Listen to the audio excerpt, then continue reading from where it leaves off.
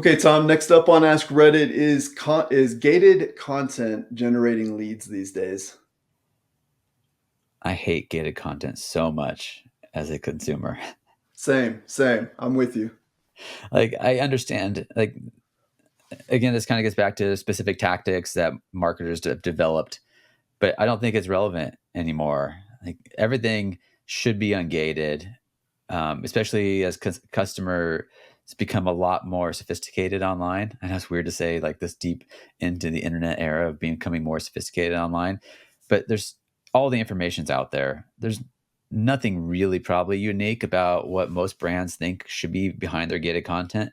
Really, and this is my strong perspective, they're really just trying to trick people into giving their email address that they're going to spam them and follow up with a bunch of sales emails or calls for content that's probably not worth the value of that. Yeah, I agree. I think a lot of times we think our content is much more valuable than it probably is, right? Like so valuable that you've got to give us your name, phone number, and email address. And oh, by the way, just because you gave us that and you downloaded some ebook or some like benchmark analysis, that means that you're in a buying process, and our salespeople are going to pound you with a 10 email sequence and call you every other day, maybe even twice a day. And it's just not the case. With like you said, like information is so accessible online. Tools like Apollo.io, like you without if you don't gate that content, you're going to get a lot more impressions, views, consumption, and you can use that information to create intent signals on some of these platforms.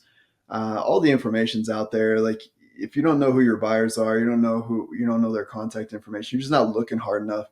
And so to create a piece of content and put a gate in front of it, require that information, it's just lazy. And it just suppresses the consumption of the content that hopefully you're creating in a valuable way. Yeah, I mean, the only caveat I'll give to that is if your information is that valuable, you should probably charge for it. Like, Agree. like Agree. I mean, there are reports that companies put a lot of time and effort into that they want to make sure that they recoup some of the value, and that could still be qualifying potential sales opportunities. But if it is that valuable, you should be charging for it. Yeah, agreed. Agreed. You no longer have just a piece of free content, you now have a product. Yeah, and I think that puts a lot more pressure on the marketing team too to make sure that it delivers on the value, because they probably don't feel as much pressure to deliver on the value for an email address. But if somebody's paying for that, I would feel the pressure. For sure, for sure.